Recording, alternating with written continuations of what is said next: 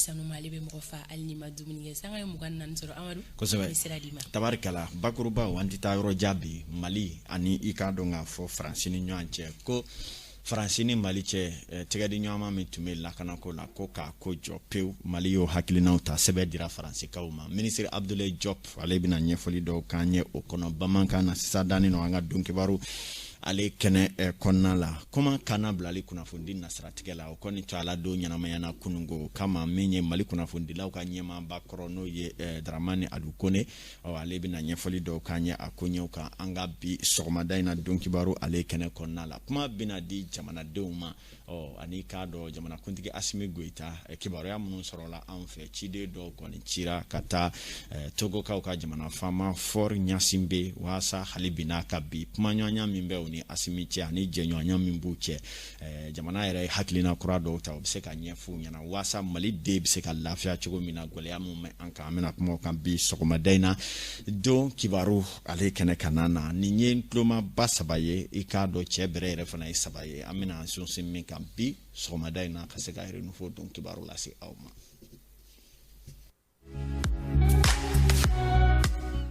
Mali ni France ni nyanche gelea dugujera kunungo anda sirama metalike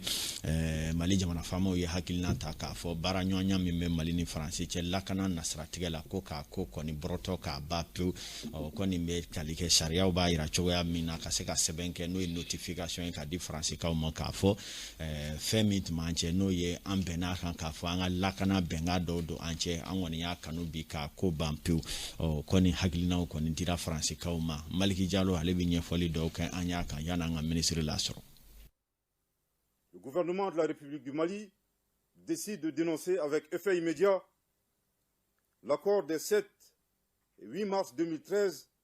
faso ka jabaranin kan Mali gouvernement ka kuma lasela colonel Abdoulaye Meiga ale ko nyaayira ka fo ko Mali dansigi ani France ka jenyoya la lakana strafe ay kun saba de fo ni hakilina talila Mali jamana nyemo fe a folo ye France jamana nyemo ka dantigeli minun kala juin kalo samba fla ani mugan kelen ani février kalo samba fla ani mugan fla o minu metalike barkan nga taglila kabo Mali kono oni France reka jabili dibalia ka keni Mali ka lanyini ye kasika yelema don bengan sɛbɛn kofɔlen na fo ka taa se Mali yɛrɛ ka sanfɛ siraw olu suyɛni ma Faransi panguruw fɛ jamana ɲɛmɔgɔw ka nin hakilina in kɔni Bamakɔ ka caman y'a yɛrɛ k'a fɔ ko hakilina ɲuman don ne kɔni n jɛra n'a ye a diyara n ye a bɛnna ma ne b'a fɛ a ka bɛn bɛɛ ma ten bɛɛ bɛ nin gouvernement na sa n'u tɛ baara kɛ an b'a fɔ nin tɛ n'u bɛ baara kɛ tubabu ninnu nana an fɛ yan u ma fɛn ɲɛnama kan ye dɛ militaires an kun tɔɔrɔlen don tellement u bolo foi yala ni fon kritikada mun ka do boke amuka martyr bay métrocité minala foi te minala jamana de village redo de villages entiers complètement disparus en fait o don min fo foranye ka ko bina terroriste kele ka boyi o jamana ka ambe segi Mali bi se ka taa Kidal Mali bi se ka taa robe mais sans damanin ko na ye jatimne ke terroriste ngata donc o sigli a warala o sera ka minen kuraw soro France ma se ka terroriste kelen ka fɔ k'o n'o ka Dakar in ka taa ci.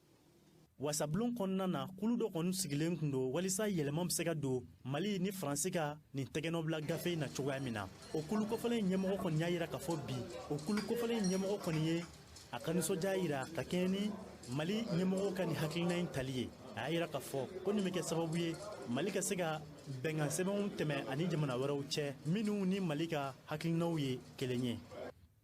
An ka kɛlɛ bolo senba dɔ kun y'a ye k'a fɔ ko Mali ka bɔ traité in kɔnɔ parce que mɔgɔ i ka yɛrɛma hɔrɔnya tɛ se ka k'i bolo n'i ka golomasiri tabagaw n'u t'u sago la n'i ka golomasiri tabagaw bɛ dugu wɛrɛ de ka commandement kɔnɔ i ka yɛrɛma hɔrɔnya t'i bolo donc an ye kɛlɛ kɛ o de la pour que politicien minnu kun taara nin traité sugu in sɛbɛn kan an ka golomasiri tabagaw k'u sen n'u bolo siri k'a di français ma an ka se ka bɔ o hukumu kɔnɔ donc an ka kɛlɛ bi an bɛ se k'a fɔ an nisɔndiyara a dɔ an y'a dɔ résultat ye bi mais halisa kɛlɛ ma jigin so. Mali kɔni ye dansigi bɛnkan sɛbɛn min na o kɔni de bɛna waleya fɔ kalo 6 kɔnɔna na bawo bɛnkan sɛbɛn yɛrɛ b'a yira k'a fɔ ko ni fankelen kɔni ma sɔn ale lawaleyali ma k'o tɛ se ka sabati yanni kalo 6 cɛ. tabarikala o fankelen min yɛrɛ bɛ olu ye kunkan dɔ bɔ kaba sabula mali ye hakilina minnu fɔ k'a fɔ ko faransi kɔni ye i k'a dɔn ŋaniya juguya ni dawulinka ma ni sɔri kow kɛ bɛɛ n'a ta faransikaw kan mɛn ko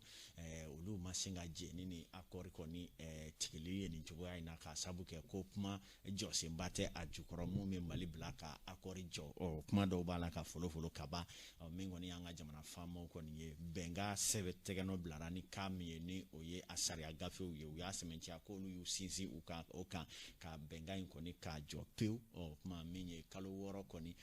n bɛ u bolo u ka se ka ko in kɛ ni a jɔra faransi kan ko mali ka hakilina bɛnn'u ma ko a minɛnw bɛ se ka cɛ bi nka ka kɛ ni u ka hakilinaw ye u y'a yira k'a fɔ olu bɛ k'u ka cɛdenw labɔ dɔɔni cogo min na ko o bɛ to senna fɔ k'o kɛ waati jɔnjɔn kɔnɔ o ye u ka kibaruya dɔw ye an ye minnu olu lasɔrɔ mun de kɛra tigitigi min yɛrɛ kɛlen don ka mali ni faransi ko tɔ sɛbɛkɔrɔ gɛlɛya an ka jamana faamaw yɛrɛ ye ɲɛfɔli caman kɛ anw ye ɲɛfɔli minnu kɔnɔna la waati tɛmɛnenw na u y'a sɛmɛntiya k'a fɔ mali ye laɲini caman kɛ faransi fɛ laɲini minnu na hali bɛnkan min filɛ nin ye jamanaden caman y'a laɲini ko yɛlɛma ka don a la sabula bɛnkan in tɛgɛnɔ bilara waati min na a y'a sɔrɔ muru bɛ mali k'a la sabula wele bɛ bila faransi ma don min a donni kama bamaciw tun bɛ ɲini ka digi kɛ anw ka jamana na o kama faransi ye i sagona hakilinaw bɛɛ lajɛrɛlen jagoya bɛnkan in kɔnɔ mali tun wajibiyalen don a donni kama ka sɔn a ma waasa jamana ka se ka bɔ juguw bolo o de kama bɛnkan in na maa caman y'a yira k'a fɔ bɛnkan in da man ni mali la cogo si la sabula kɔnɔko dɔw yɛrɛ bɛ yen o dogora jamanadenw na a ma sɔrɔla k'a fɔ n'olu tun yira la a tun bɛ na ni muruti ye maa caman dusukun na waati ninnu na finitigila kura minnu bɛ fanga kunna bi olu nalen y'a ɲini i n'a fɔ jamanadenw y'a laɲini cogo min na faransikaw fɛ ko fɛɛrɛ ka kɛ an n'u ka sigi waasa bɛnkan in an ka kuma kan k'a tɛrɛmɛ kura ye fɛn dɔw bɛ yen k'o damani anw ka jamana na sabula kɔnɔko dɔw b'a jira k'a fɔ ni faransi ko mali finitigilakaw tɛ se yɔrɔ o yɔrɔ hali ni faransi ye san hakɛ fɛn o fɛn kɛ mali finitigilaka sen tɛ se ka bila ye wa faransi ma tiɲɛni fɛn o fɛn kɛ tiɲɛni in bɛɛ lajɛlen bɛ da anw ka jamana kun ni musaka bɛ sara anw ka jamana de b'a sara ni kiriko b'a la kiri de bɛ boli anw kun kan ka taa se fana min ye dugu o dugu ka d'u ye ni mali woromatiri sabaw tɛ se ka lakana baara kɛ faransi bɛ o kɛ kuma k'a dɔn anw kɛlen don dunanw ye anw yɛrɛ ka dugu la ninnu n'a damanda caman kama jamana finitigiw tun ye laɲini kɛ faransi fɛ ko an ka akɔri kɔni sigi a kan k'a kuma ɲɔgɔnya o bɛ kalo caman bɔ faransi ma kala don ɲina ka bɛn n'o ye sɛbɛn wɛrɛ cira u ma tuguni u tilala k'a fɔ k'u bɛna komite expert dɔ sigi o expert min sigili la u y'o fana kɛ sen korondoli ye min taaba fanga bonyana k'a b'o la sa fɔ ka n'a kɛ sɔri ni mali jɔnjɔli mali yɛrɛ ye jango tɛgɛdi ɲɔgɔnma kura minnu kumaw bɛ senna an ka jamana kun kan o ko ninnu na ko kɔni sɛbɛkɔrɔ gɛlɛyara fɔ k'a fɔ k'a to ten a kɔni nana kɛ min ye sa an ka jamana faamaw ye nin hakilinaw ta nin ko in yɛrɛ bɛɛ lajɛrɛlen kɔnɔ an ka minisiri min ɲɛsinnen don mali ani jamana wɛrɛ koɲɛw ɲɛnabɔli ma n'o ye Abdoulaye Diop ye ale ye ɲɛfɔli dɔw kɛ a ko kan bamanankan na an ye ja minnu dɔw sɔrɔ an cakɛɲɔgɔn ORTM maaw ka sira fɛ an k'a lajɛ. Bɛnkan min bɛ an ni faransi ni ɲɔgɔn cɛ lakanani sira fɛ bɛnkan sɛbɛn 3 de don a fɔlɔ o signena 2013 opération Serval bɛna wagati min pour que ka faransi sɔrɔsiw yamaruya u ka na an ka jamana kɔnɔ u ka pankurunw fana ka se ka voler an ka jamana kɔnɔ k'u ka baara kɛ donc o ye accord de 2013 ye min bɛ an ni ɲɔgɔn cɛ o fan fɛ o ye jɔsen fɔlɔ ye jɔsen filanan o ye an y'an bolo nɔ dɔ sɛbɛn filanan fana na n'o kɛra san 2014 n'a bɛ fɔ o ma ko traité de coopération en matière de défense o kɔrɔ ye ko ani faransi bɛ baara kɛ ɲɔgɔn fɛ pour que k'a lajɛ lakananiw baaraw bɛ se ka kɛ cogo min mɔgɔ minnu kan ka former olu fana bɛ cogo min ni minɛnw kan ka di o minɛnw bɛ di cogo min k'an ka sɔrɔsiw fana bilasira lakanani sira fɛ donc o ye traité de coopération en matière de défense o signena 2014 o ye jɔsen filanan ye jɔsen sabanan sisan o signena mars 2020 n'o ye protocole additionnel ye o protocole additionnel nin bɛ faransi yamaruya ale ka se ka tubabu jamana wɛrɛw n'o européen jamanaw ye Allemagne ni Pays-Bas ani Estonie ninnu ale ka se ka olu fana wele k'olu kana dɛmɛ baara la o ye jɔsen sabanan ye o de b'an ni faransi cɛ mais sisan aw y'a ye o baara ninnu kɔnɔ gɛlɛya nana don an ni faransi cɛ parce que kabini yɛlɛma donna an ka jamana kɔnɔ mois de mai la o ma diya faransi ye u y'a décidé ka fɛn dɔw taabolo yɛlɛma a fɔlɔ kɛra u nana juin kalo san 2021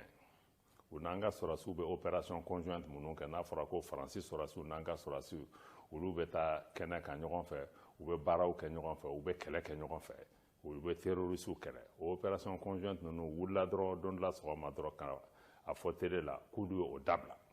pour que k'a fɔ ko Mali gouvernement min sigilen bɛ o man di olu ye donc u y'o baara dabila donc e bɛ se ka kɛ mɔgɔ ka jamana kɔnɔ o ka dugukolo kan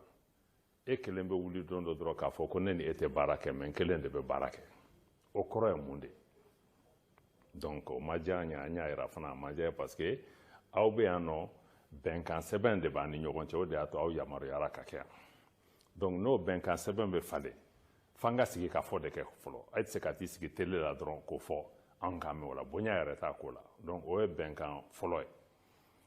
o violé la o sira fɛ o kun ye juin 2021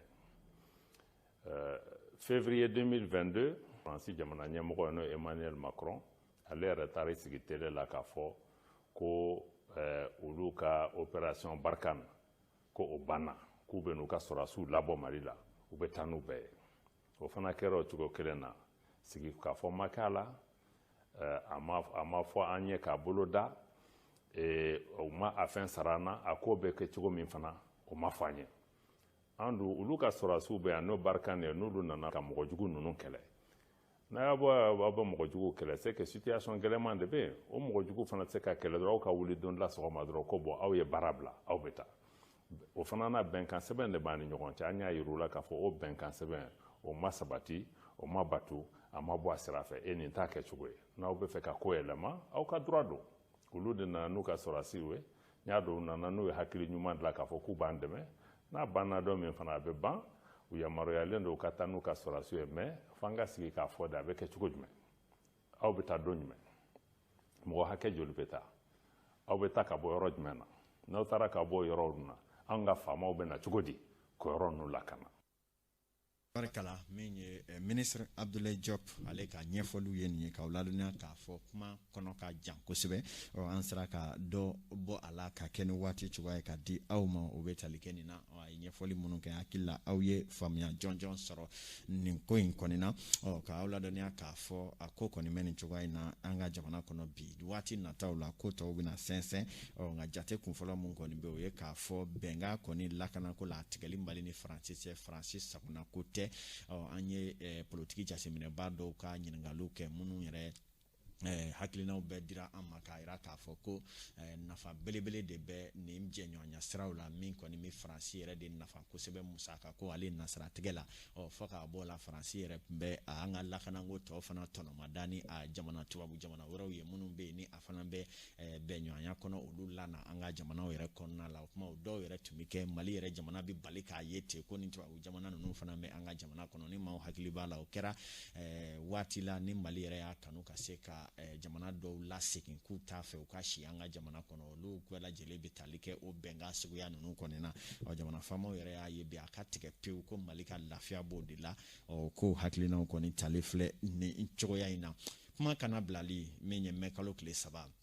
ale ye baaraw bɛ ɲɛnamaya diɲɛ fantan naani bɛɛ lajɛlen fɛ kunun ko Mali la yan Mali kunnafonidilaw ni jamana faamaw ma to kɔ a la kɛnɛw sigira kɛnɛ minnu bɛ yen n'o bɛ taasi bila kɛnɛw ni laɲiniw ni ɲɛfɔliw kɛ ka ɲɛsin ni kuma kana bilali o kɔni ye n'o ye liberté d'expression ye a bɛ danga jumɛn na Mali la Mali kunnafonidi ko bi a ka gɛlɛn fɔ k'a fɔ k'a to ten a gɛlɛya tɛ dɔwɛrɛ ye jamana bɛ cogoya min yɛrɛ la sabula ko maa bilen maa si ko foyi tɛ to a cogoya la hali kɔngɔ ma gan jamana kɔnɔ barama sigitaw dɔ bɛ bɔ olu la ka kɛ ni gɛlɛya min bɛ jamana kɔnɔ ani gɛlɛya suguya minnu bɛ yen tubabu b'a fɔ min ma ko la sensibilité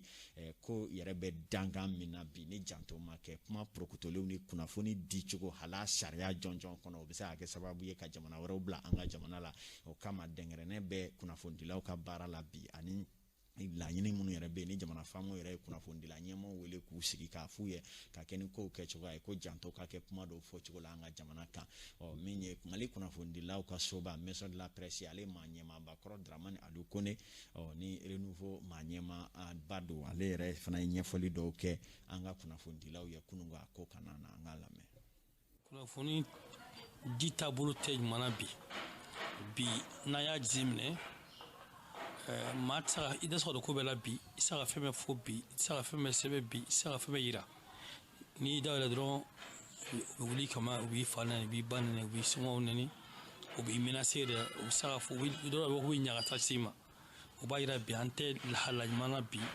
kunnafoni di ta sira bolo fɛ n'an ko Mali kura u ye o fana o ye mun ye mun b'a to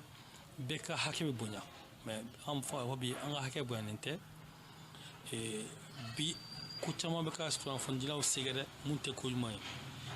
ye ni kuma dɔrɔn i ye fasojugu ye i ye nin ye i ye nin ye a ko dɔw caman bɛ kɛ jamana ɲɛmɔgɔ tɛ foyi fɔ a la o ye sirankun ye o b'a to bi an bɛɛ sirannen don fɛn mɔgɔ caman bɛ yen mun bɛ se ka fɛn dɔ fɔ o t'a fɔ bilen parce que an bɛ ko min kɔnɔ bi a to an ka baara kɛ an sago la ani sariya kɔnɔ n m'a fɔ mɔgɔ ka bɔ ka fɛn fɔ n m'a fɔ mɔgɔ ka bɔ ka nɛni kɛ n m'a fɔ mɔgɔ ka bɔ ka ɲinɛ k'a fɔ an bɛ jamana kɔnɔ jamana min crise la parce que an fana jɔyɔrɔ ka bon kuma ɲɛnama tɛmɛni na mais a ma se k'a fɔ ni hakili fɔ mun ni mɔgɔw ta tɛ kelen dɔrɔn k'a fɔ k'i nɛni sinon an ka tiɲɛ fɔ bi Mali liberté de la presse ko tɛ tiɲɛ ye an bɛ yɔrɔ la bi an b'a ɲini jamana ɲɛmɔgɔw fɛ u ka kunnafoni don ba la u ka hakɛ ta ka se tuma min mun b'a to u bɛ se ka baara kɛ kɛnɛya kɔnɔ basigi kɔnɔ ani taabolo ɲuman kɔnɔ an bɛ bi an baarakɛɲɔgɔn saba minɛnen don jihadistes fɛ dɔ ta ye san 2 ye dɔ ta ye san 1 tila ye an b'a ɲini jamana ɲɛmɔgɔw fɛ u ka hakili to u fana na malidenw don u minɛna u ka baara sira kɔnɔ a bɛnbɛn an ka wuli k'an jɔ u kama tabarikala saga 41 o bɛ nɛgɛ ɲɛ 7 kan Mali kunnafonidila directeur de publication promoteur de radio ani promoteur de télé ani k'a dɔn bɔlɔlɔw ni jasiraw fɛ a bɛɛ lajɛlen tigiw ɲɛmaw ka jateminɛ waati kelen bɛɛ agent bɛɛ n'o ye journaliste ye minnu b'a sɛbɛn minnu b'a fɔ minnu b'a jafili k'a dɔn ani minnu yɛrɛ bɛ hali a dessin labɛn nin bɛɛ ye kunnafonidilaw ye bi an bɛ tasibila kɛ ka ɲɛsin u ma waati kelen bɛɛ kulubakaw fɛ a bɛ primature la a bɛ Mali département kelen-kelen bɛɛ lajɛlen na wa a bɛ ORTM kɔnɔna na ani togodaw yɛrɛ fana la ko bɛɛ ni sɔgɔma Fanta Tumota saga 41 coyi i k'a dɔn k'a fɔ an bɛ bi taa bila yan fɔlɔ an bɛ taa ɲɛfɛ ni kibaruya tɔw ye don kibaru ta ko fɔlɔ ale tun ye nin Amadu Kifo hɛrɛci para kɛcogo ɲuman o ni foli ka kan an bɛ an sɛnsɛn ka taga an ka siraba kanaw la yalima sɔgɔmada in na taa ni ka segin bɛ cogo di Bamako sira kanaw la n'a ma ɲɛ ko samiya bɛ ka daminɛ siraw dun bɛ lahalaya jumɛn kɔnɔna la an tɛ ɲinɛ cogoya si la Anazer ka bilasiralikan kɔ anw ka bi nɛgɛ karafitigi o ye Magan Jakite ye Mackenzie a lajɛ naani sori sera ka ɲɔgɔn lasɔrɔ